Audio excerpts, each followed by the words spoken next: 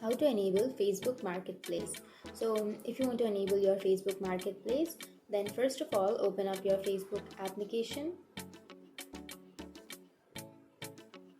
and then go for the upper right corner which has that three-bar icon, and go for settings and privacy, and then go for settings.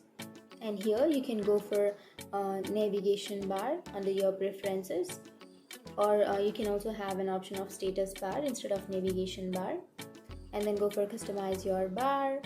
And here you will have an option of marketplace. So if you have not pinned your marketplace, then you have to pin your marketplace by simply tapping on that drop down bar and then choose pin. And after pinning your marketplace, now you can go back, and here on the upper side you will have this bar, right, status bar or the navigation bar. So here on the navigation bar you will have that marketplace option. Tap on that marketplace and here you will have your marketplace on your Facebook.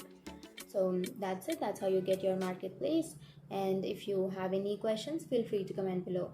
Thanks for watching.